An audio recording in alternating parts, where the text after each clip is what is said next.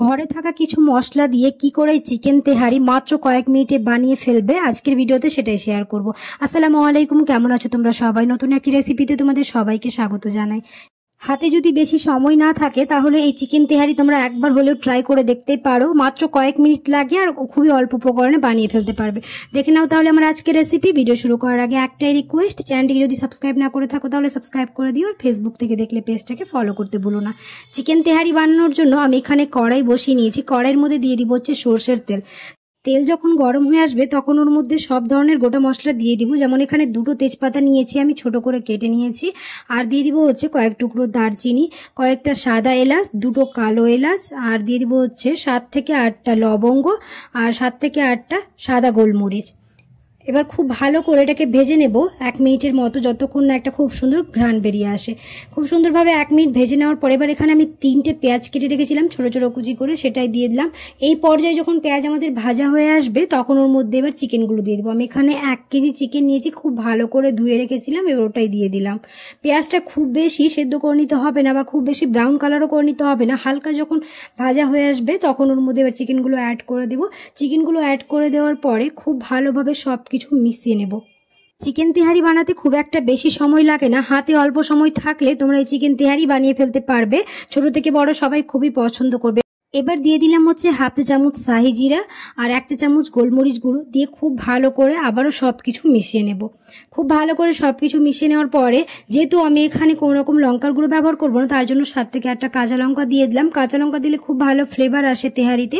খুব ভালো করে মিশিয়ে নেওয়ার পরে এবার দিয়ে দিব হচ্ছে 1.5 চা চামচ আদা রসুন বাটা। আমার এখানে একসাথে আদা রসুন বাটা ছিল। আর দিয়ে দিলাম হচ্ছে স্বাদ অনুযায়ী নুন। যে যতটা করবে কোয়ান্টিটি সেই অনুযায়ী নুন দিয়ে দেবে। নুন দেওয়ার পরে আবারও খুব ভালো করে মিশিয়ে নেব। সবকিছু খুব ভালো করে মিশিয়ে নিয়েছি। এবার দিয়ে দিব হচ্ছে 1 চা চামচ ভাজা জিরে গুঁড়ো, 1 চা চামচ ধনে গুঁড়ো, আর জয়ত্রী আর জয়ফল আমি আলাদা আলাদা করে গুঁড়ো করে রেখেছিলাম, ওটাই আমি 1/2 চামচের মতো করে দিয়ে দিলাম। এখানে এটা দিলে কি ফ্লেভারটা খুব ভালো আসে। দিয়ে এবার খুব ভালো করে সবকিছুকে মিশিয়ে নিয়ে আমাদের গ্যাসের ফ্লেমটাকে লো টু মিডিয়ামের মাঝামাঝি করে রেখে এরকম একটুখানি নাড়াচাড়া করে দেব। নাড়াচাড়া করে যখন আমাদের খুব ভালোভাবে হয়ে যাবে তখন এর মধ্যে অ্যাড করবো হচ্ছে গরম জল।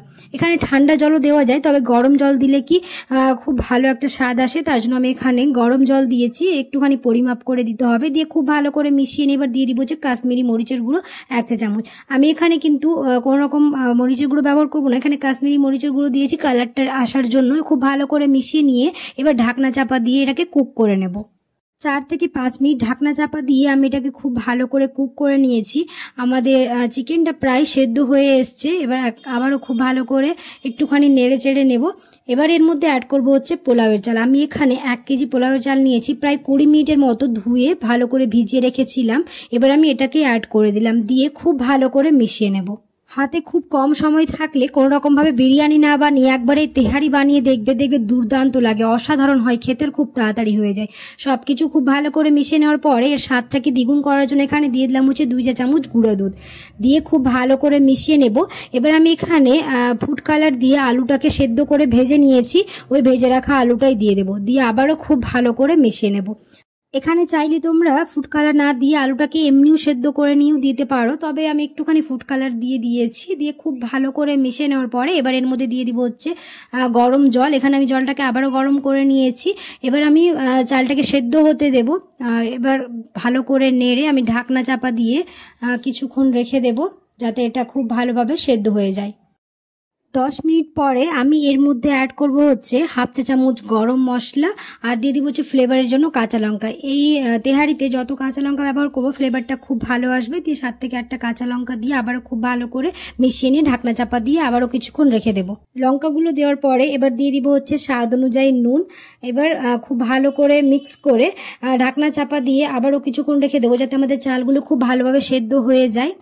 ঘরে থাকা কিছু মশলা দিয়ে আমার আজকের ভিডিও দেখে যে কেউ বানিয়ে ফেলতে পারবে চিকেন তেহারি। এবার আমি ঢাকনা চাপা দিয়ে রেখেছিলাম, খুলে দেখবো এখানে আমাদের চালটা খুব ভালোভাবে সেদ্ধ হয়ে গেছে। এই পর্যায়ে এসে দিয়ে দিব হচ্ছে 1/2 চা চামচ গোলাপ জল আর 1/2 চা চামচ কেওড়া জল দিয়ে ঢাকনা চাপা দিয়ে প্রায় 5 মিনিটের মতো রেখে দেবো দমে, তাহলে আমাদের চিকেন তেহারি একদম রেডি হয়ে যাবে।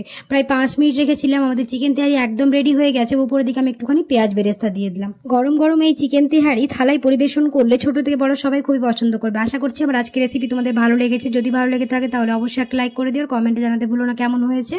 ফ্রেন্ডস আর ফ্যামিলির সাথে বেশি বেশি করে ভিডিওটা শেয়ার করে দিও। দেখা হবে খুব শীঘ্রই পরে এক নতুন রেসিপিতে। সবাই খুব ভালো থাকবে। আল্লাহ হাফেজ।